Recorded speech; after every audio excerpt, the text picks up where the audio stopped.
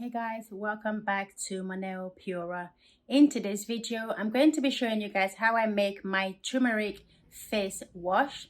So this face wash, it's a really good face wash for people who suffer from uneven skin tone, hyperpigmentations, etc. So this is a really good recipe to use. I'll link everything that I use for this face wash in the description box below, so go ahead and check out the description box. If you're new to this channel, welcome. My name is Monica. I am the owner of Moneo Pura. We make and sell hair and skincare products in the UK.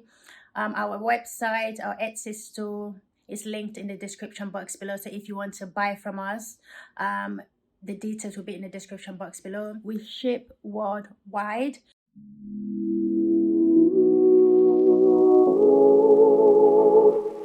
So in today's video, we're going to be making a 500-gram batch of our turmeric face wash.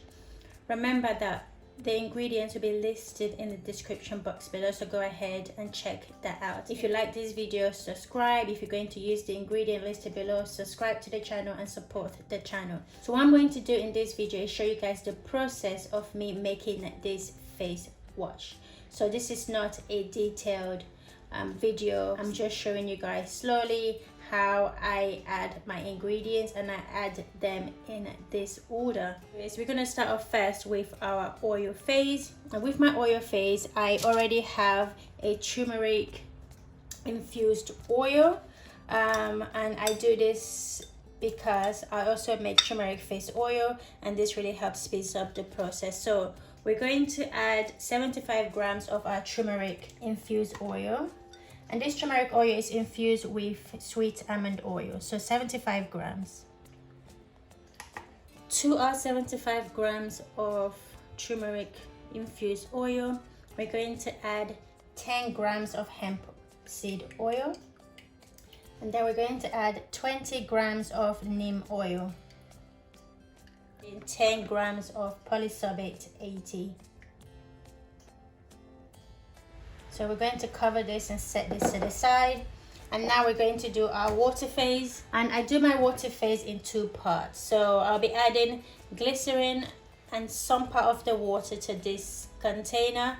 And then to the other glass beaker, I'll be adding my surfactant and the rest of the water.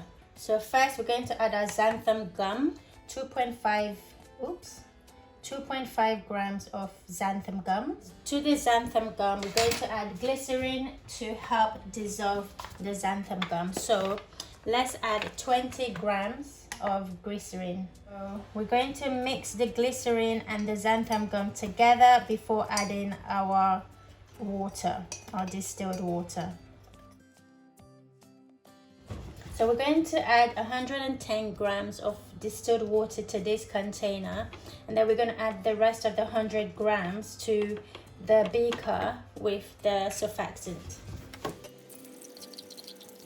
So we're going to set this to the side, and then we're going to bring out this beaker for our surfactant. So let's add 60 grams of Coco Bataine, 50 grams of Coco Glucoside, and the 100 grams left of our distilled water. I'm going to place this in a water bath for about 15 to 20 minutes. Then I'll bring it back and we're going to mix everything together. So while all the other ingredients is being sterilized in my water bath, I'm going to measure out my cool down phase ingredients, which is our phase 3. I'm going to start with my preservative. I'm using Preservative Eco. That's what we usually tend to find here more often in the UK. So Preservative Eco, I'm going to need 5 grams of the Preservative Eco, 5 grams of fruit extract, 15 grams of green tea extract, 15 grams of willow bark extract, and of course I'm going to be adding 1.25 of vitamin E oil to just help preserve the the oils in this recipe. You don't need a vitamin E oil, but for some reason I just like adding the vitamin E oil to my recipe. 1.25 grams of lemon essential oil. And last but not least, I'm going to be adding 2.5 grams of our turmeric essential oil. This turmeric essential oil is really potent, so you don't need too much of it. And plus, our oil was already infused also with turmeric. So this is our cool down phase ingredients. So just mix all of that together, because the preservative kind of has this funny smell. So it's best to add it to other ingredients like your extract or your fragrance oil before adding it to your final recipe. So I'm going to set that to the side and bring back all our ingredients. I'm going to put everything together. Okay, I'm just going to check my beaker to see how much water evaporated from this water phase, and then I'm going to add that water back. And because I cover this beaker with a cling film instead of a foil, a kitchen foil, I lose a lot less water. So I didn't actually lose that much water that is worth replacing in this recipe, so I'm okay with this. I did add an extra bit of water initially, so I am actually I'm right on point. Okay, so let's combine our oil phase with our water phase. Well, the first part of our water phase anyway. So I'm going to be adding the water phase to the oil phase, not the other way around. I actually find that a lot better. Everything works a lot smoother when I do it this way. So I'm just going to mix this together to make sure that nothing is sitting at the bottom, because sometimes xanthan gum can tend to sit to the bottom of my beaker after pouring it out. So I'm just going to mix this and then add it to my oil phase. So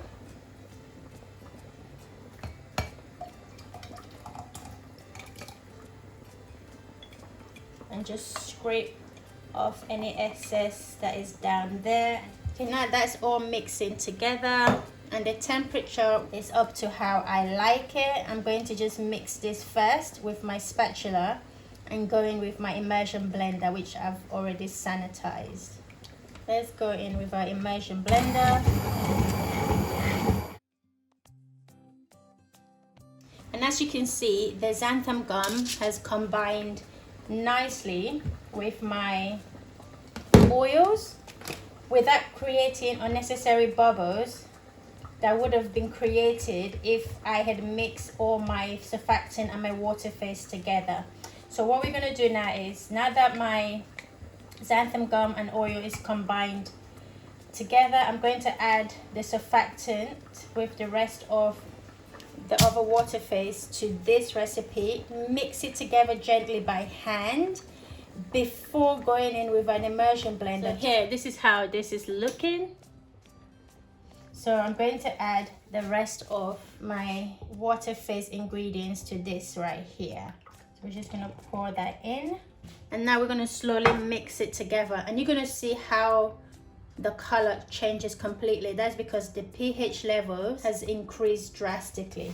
And what we're going to do is we're going to bring that pH level down using citric acid solution. I will use an immersion blender to immerse this together and then lower the pH levels, and then we're going to add our cool down phase, and I'll check the temperature before I do that.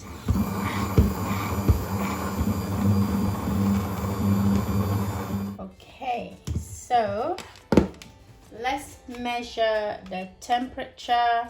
So it's currently sitting at just below 50. I need this to be 40 and below before I can add my cool down phase ingredients. We're going to leave this to cool down and then come back, add our cool down phase ingredients, and then we're going to lower the pH levels, and then that's it, ready to be packed up once it's completely cooled down. I like to leave this to allow the bubble to set for about 24 to 48 hours before putting them in the bottles.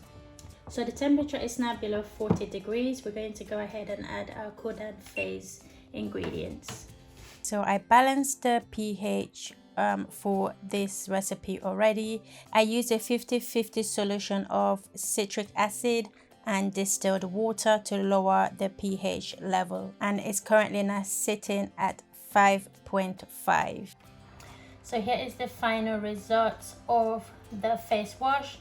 It is going to get a little bit thicker the longer you leave it, so I'm going to leave this to cool down and allow the bubbles to go down for the next 48 hours, and then I'm going to bottle it up ready for purchase. So I hope you guys enjoyed this video. If you have, subscribe to the channel if you haven't already.